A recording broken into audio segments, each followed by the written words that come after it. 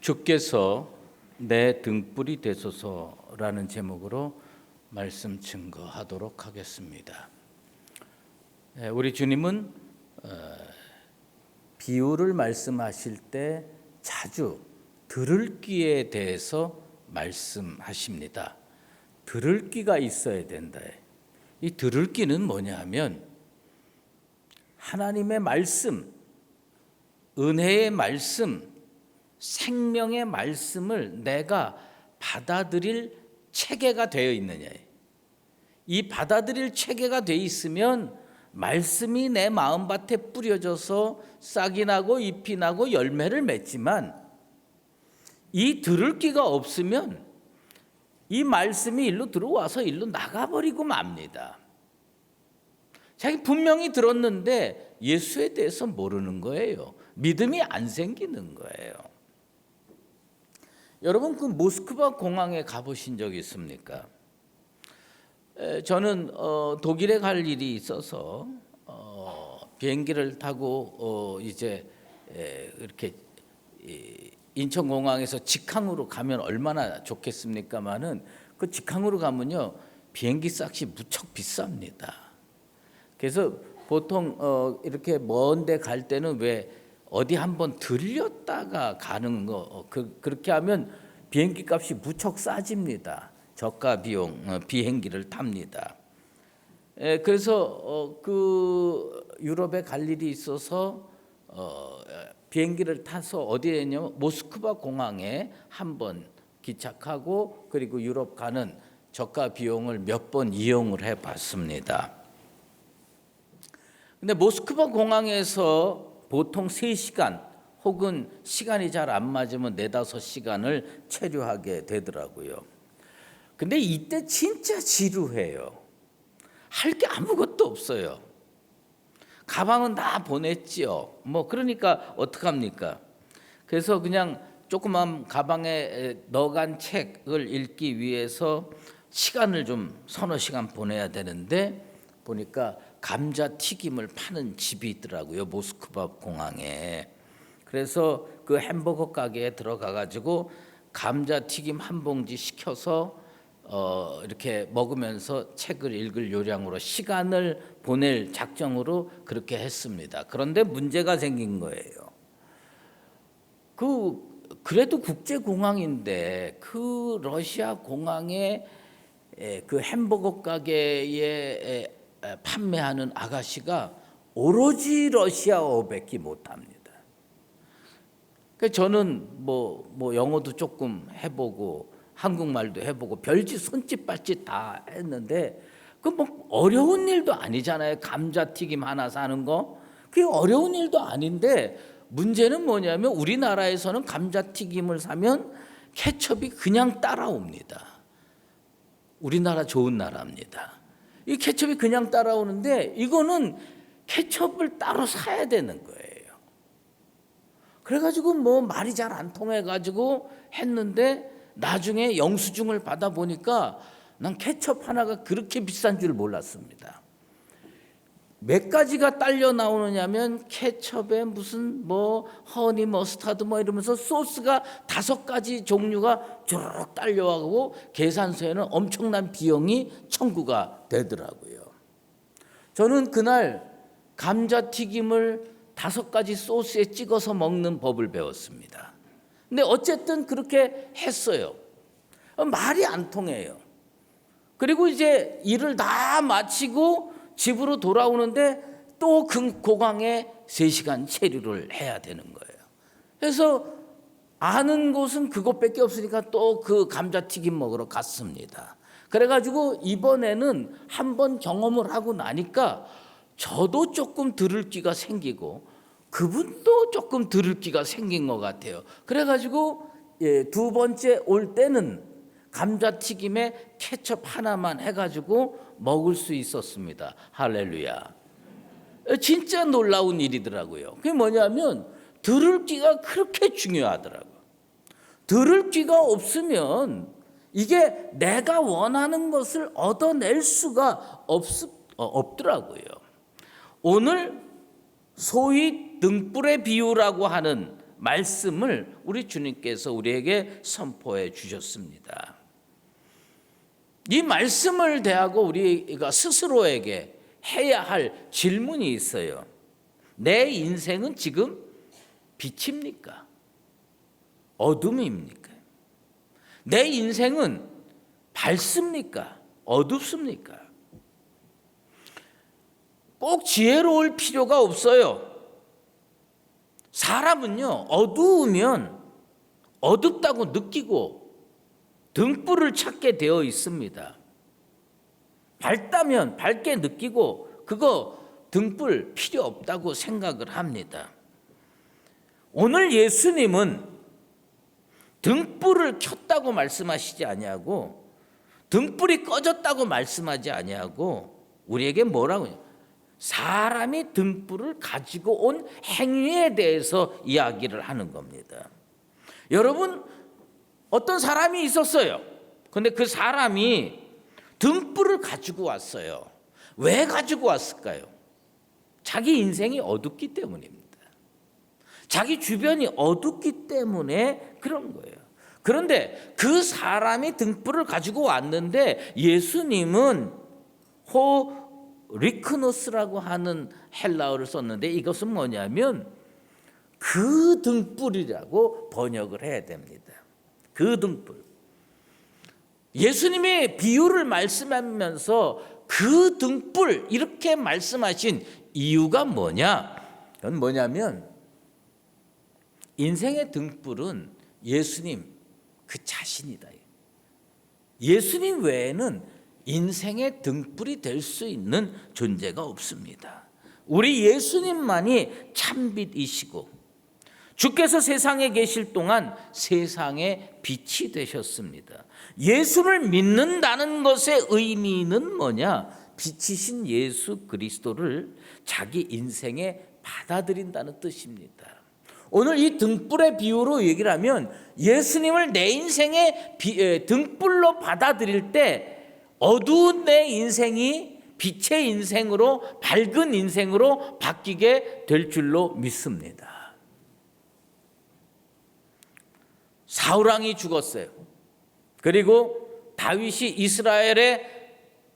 온 이스라엘의 왕이 됐습니다. 그는 너무 기뻐서 노래를 지어서 하나님께 바쳤습니다. 사무엘하 22장 29절에 여호와여 주는 나의 등불이시니.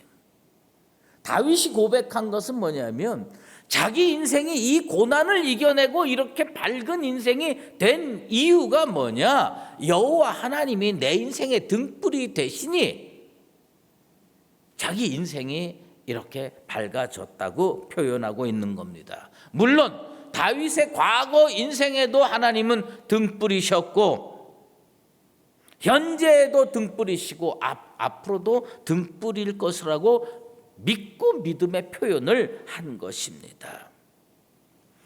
여러분 인생에 등불이 있습니까? 예수님을 여러분 인생에 모셔드렸습니까?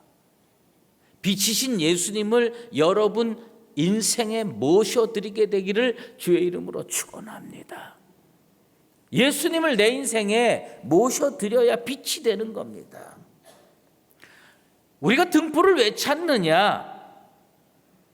살기 위해서, 밝게 살기 위해서, 생명 가운데 살기 위해서 등불을 찾습니다. 하지만 아무리 밝은 등불이라고 하여도 적합한 위치에 놓지 않으면, 꼭 필요한 위치에 놓지 않으면 어둠에서 벗어나기 어렵습니다. 적절한 위치에 있을 때에 그 등불이 자기 인생을 비춰줄 수가 있습니다. 여러분은 예수님을 어디에 모셨습니까? 오늘 등불은요, 등경 위에 두거나 아니면 말 아래나 침상 아래, 평상 아래에 두는 것을 우리 주님은 말씀했습니다. 뭐냐? 등불이 있는데 밝으려면 제 위치에 가야 된대. 예수님이 내 인생의 등불이 됐는데 이 예수님을 여러분이 어디에다가 모셨느냐? 예수님을 여러분이 어디에다가 모셨느냐에 따라서 내 인생은 정말 환하고 밝은 인생이 될 수도 있고, 예수를 모셨음에도 불구하고 어둠컴컴하게 지낼 수도 있습니다. 그것은 뭐냐면 빛이 내 속에 완전히 없기 때문이 아니라 예수, 등불이신 예수님을 모셨는데 내 마음의 중심에 모시면 내 인생 전체가 밝게 될 줄로 믿습니다. 그런데 예수님을요, 세상의 물질이 중심이 되고 세상의 가치관이 중심이 되고 예수님을 저 구석에다가 평상 아래 처박아 두면 예수님을 통해서 등불이 내게 전달이 됐음에도 불구하고 아직도 우리의 인생은 어둡게 되는 것입니다. 이 하나님의 은혜, 우리 예수님 자기 꼭 필요한 위치에 두지 않은 사람이 얼마나 어둡게 사느냐, 우리는 삼손을 보면 알 수가 있습니다. 삼손은요, 재능에 있어서는 특급을 뛰어넘는 것 같아요. 특급도 만약에 종류가 있다면 이 사람은 특 A급의 인생입니다. 하나님은요, 그에게 보통 사람이 범접할 수 없는 놀라운 능력, 놀라운 힘을 줬습니다. 삼손이요, 나귀 턱뼈 하나 가지고요, 블레셋 사람 1000명을 죽일 수 있었습니다. 여러분, 한 사람이 한 사람도 감당하기 어려워요. 며칠 전에 우리 부교육자들하고 대화를 하는데 어떤 부교육자가 그런 얘기를 합니다. 한 명이 맘먹고 달려드는 두 사람을 이겨내기가 어렵다. 그러니까 보통 사람은 한 명만 감당해도 대단한 건데 이 사람은요, 손쉽게 아무렇지도 않은 듯 1000명을 감당하는 사람이었습니다. 하나님께서 그 인생의 등불이 되어 주셨고 그 인생에게 은혜를 베풀어 주셨는데 이 등불이 제 위치에만 놓여 있었으면 삼손은 어마어마한 일을 하면서 인생을 멋지게 살 수 있었을 겁니다. 그런데 이 하나님의 은혜의 등불을 적합한 위치에 놓지 못했습니다. 삼손은요, 등불을 어디에다가 주로 놨느냐? 평상 아래. 사실 그 평상이라는 말로 번역된 건 침대를 뜻합니다. 그러니까 침대 아래다가 주로 놨습니다. 삼손이 어느 침대 아래 놨습니까? 삼손이요, 가사에 가가지고 한 기생을 보고 그에게 들어갔습니다. 쾌락에 빠진 나머지 들릴라라는 여인의 품속에 있었습니다. 삼손이 들릴라의 무릎에 누웠다는 것은 무엇을 의미하느냐? 인생의 등불을 침대 아래 두었다는 뜻입니다. 삼손은 언제나 등불도 재능도 신앙도 들릴라의 침대 밑에 처박아 뒀습니다.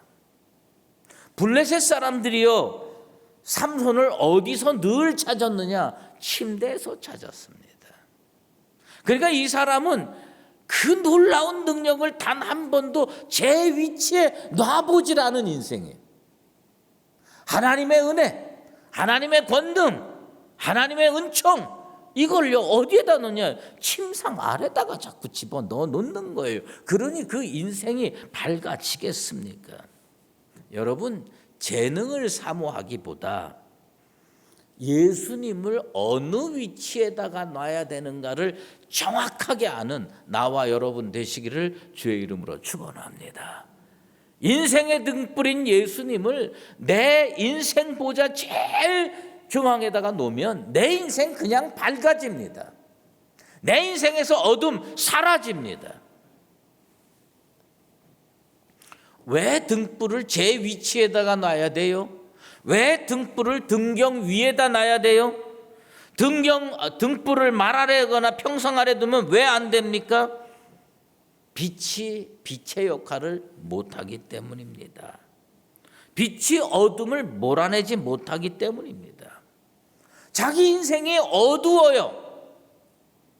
그러면 우리는 뭘 점검해야 되느냐? 내 인생의 등불이신 예수님을 나는 정확한 위치에 놔두냐, 말 아래 두고 있느냐, 평상 아래 두고 있느냐. 그런데 우리가 이 땅에 살면서 빛으로 사는 것을 예수님을 자기 정확한 위치에 놓는 것처럼 우리는 이 예수, 내 속에 있는 진리를요 세상에 드러내고 나타내야 되는 겁니다.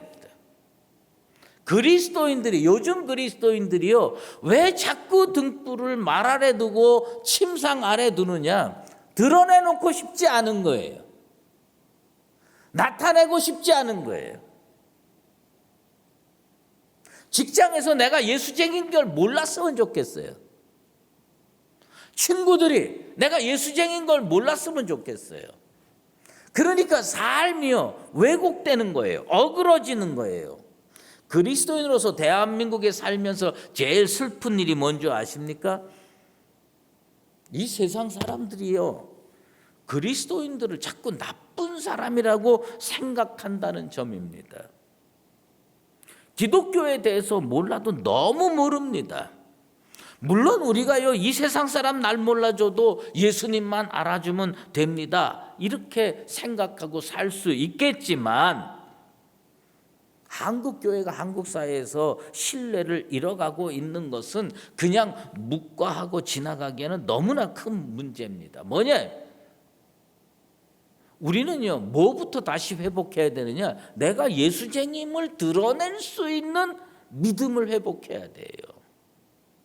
아이고 그냥 예수쟁인지 모르고도 착하게 살면 되지 않습니까?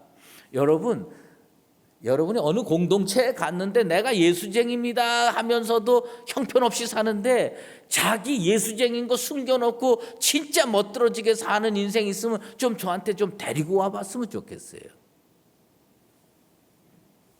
조지 바너 리서치라는 미국의 그 기독교 여론조사 기관이 있어요.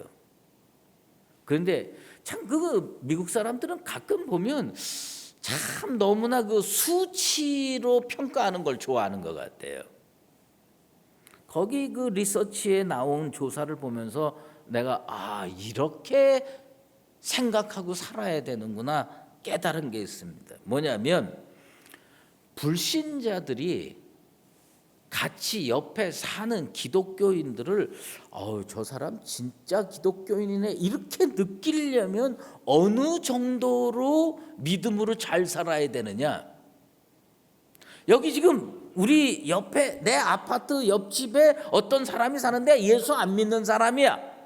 근데 이 예수 안 믿는 사람이 옆집에 사는 이 크리스찬을 보면서 야, 저 사람은 진짜 크리스찬이야 이렇게 생각하려면 우리가 어떻게 착한 일하고 얼마나 믿음으로 잘 살아야 되느냐? 그것은 뭐냐면 그 리서치에 의하면 딱 이렇게 얘기를 하더라고요.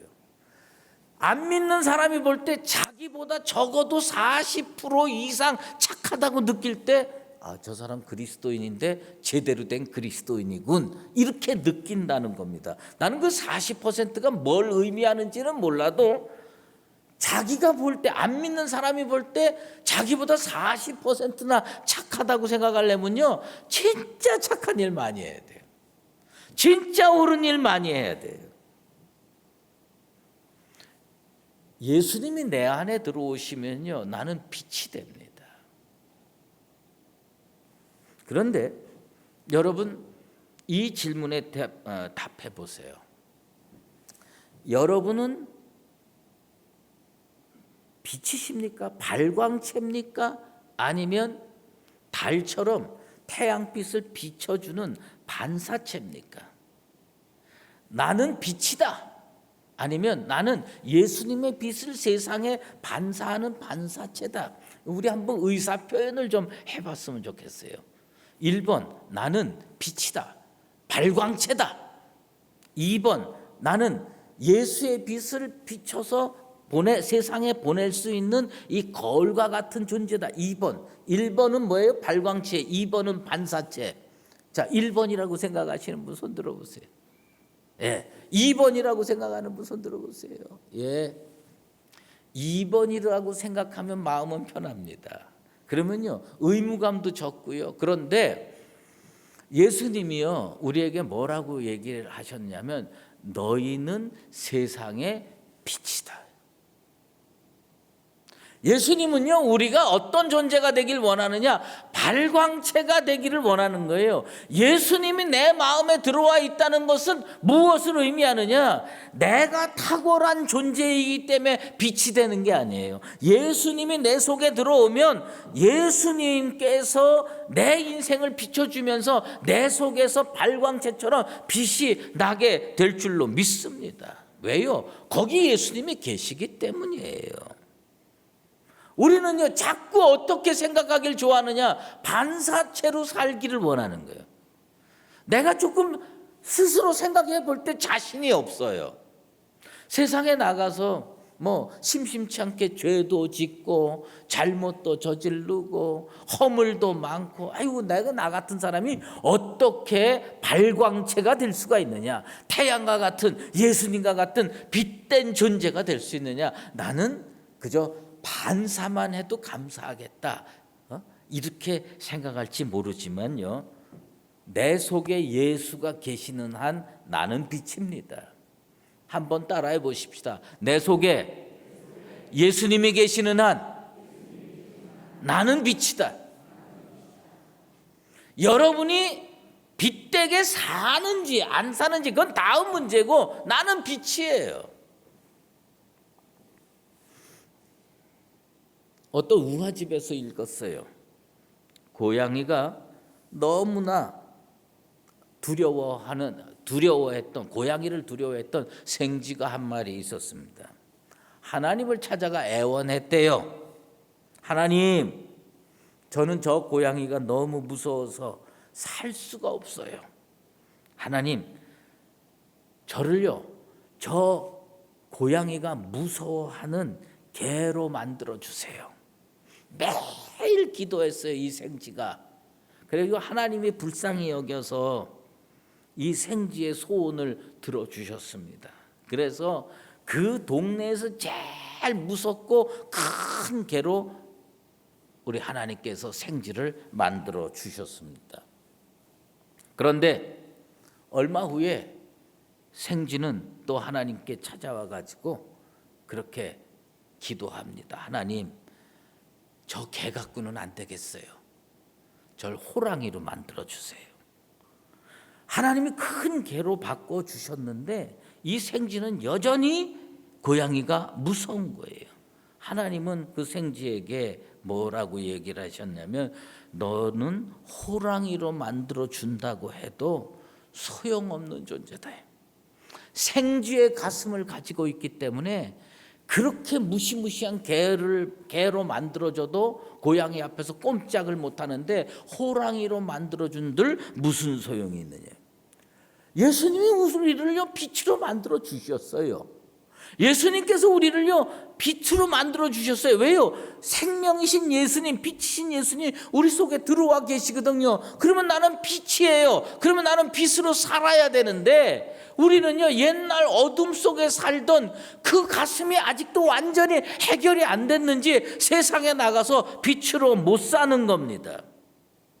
과거에 사로잡혀서 흑암에 사는 겁니다. 이거 잘못된 겁니다. 그 예수님께서요 등불에 대해서 말씀하시다가 난데없이 들을귀에 대해서 얘기합니다. 그리고 헤아림이라는 표현을 쓰십니다. 헤아림, 도대체 등불과 들을귀가 무슨 상관이 있느냐? 등불과 헤아림이 무슨 관계가 있느냐? 등불이요, 등불 역할을 하려면 무슨 얘기냐? 언제나 밝기를 유지해야 됩니다. 등불에 뭐가 계속 들어갑니까? 기름이 들어가요. 기름이 들어가야 등불이 밝기를 유지할 수가 있습니다. 우리 옛날에 불렀던 그 복음성가 있어요. 기름을 태워라 계속 타게 주 맞을 준비됐느냐. 이 뭐냐면 기름이 있어야 이 등불을 계속 밝힐 수가 있는 겁니다. 그러면 예수 생명의 등불을요 우리는 무슨 기름으로 계속 빛나게 합니까? 말씀으로. 말씀이 들어와야 돼. 들을 귀가 왜 필요하냐? 이 말씀이 제대로 들어와서 이 역할을 해야 등불이 계속 밝을 수가 있는 겁니다. 모두의 말씀드린 것처럼 모스크바의 어느 판매원하고 저하고는요 서로 들을 귀가 없었어요. 그러니까 내 이야기가 거기 전달이 안 됐고 그 사람의 이야기가 나한테 전달이 안 됐습니다. 여러분, 들을 귀가 없는 사람에게 예수 복음 전한다고 그게 마음판에 탁 씨가 떨어져서 싹이 나고 잎이 나고 열매 맺는 게 아니라는 겁니다. 예수님께서 헤아림이 필요하다고 그랬어요. 그 헤아림이 뭐냐? 헬라어로 메트로라고 합니다. 이건 뭐냐면 기준입니다.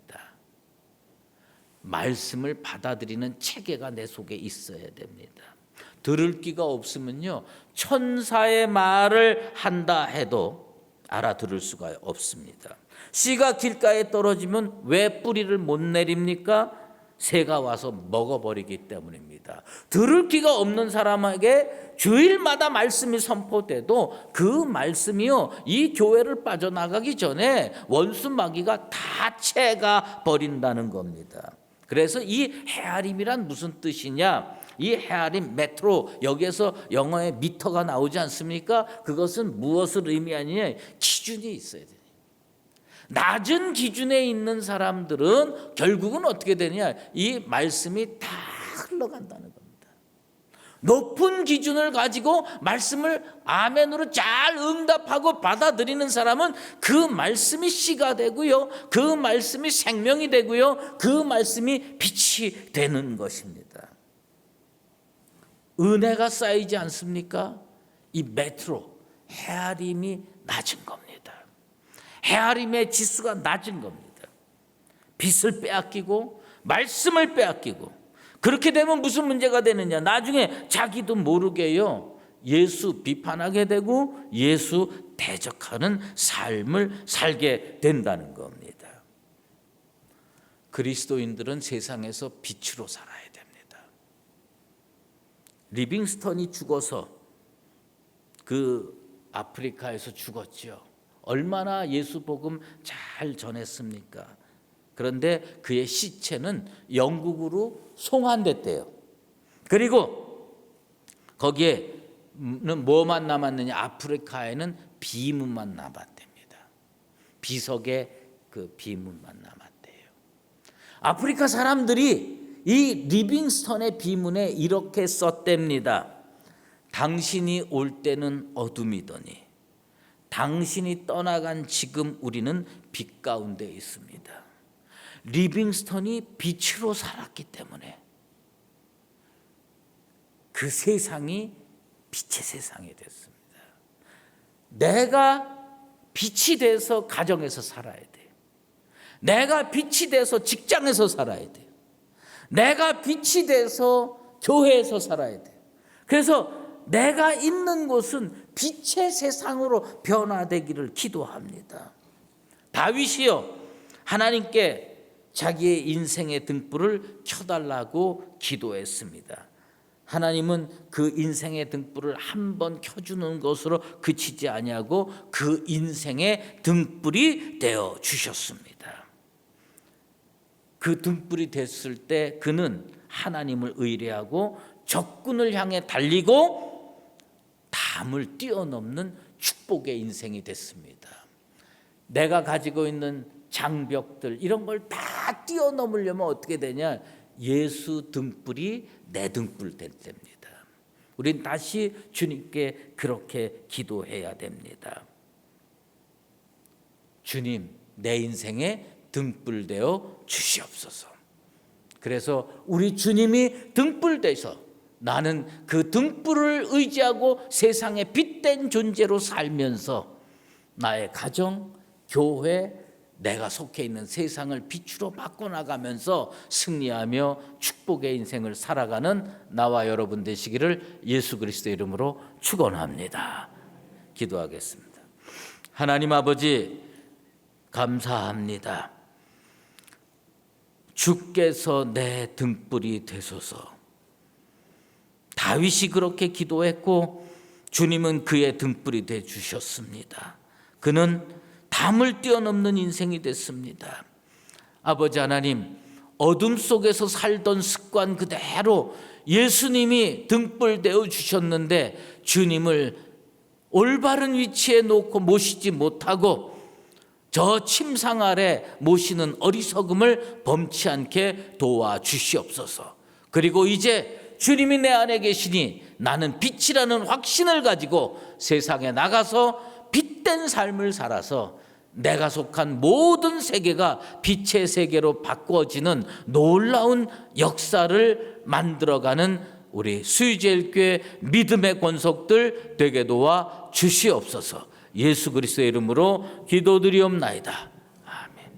이제는 우리 주 예수 그리스도의 은혜와 하나님 아버지의 극진하신 사랑하심과 성령의 인도하시고 교통하심이 주님의 말씀대로 이 험한 세상에 빛이 된 존재로 등불로 살아서 하나님께는 영광 올려드리고 우리의 인생은 밝음 속에서 승리하며 살기를 원하는 사랑하는 수유제일교회 모든 믿음의 권속들과 주의 몸된 교회 위에 이제로 영원히 함께 계시옵기를 간절히 축원하옵나이다. 아멘.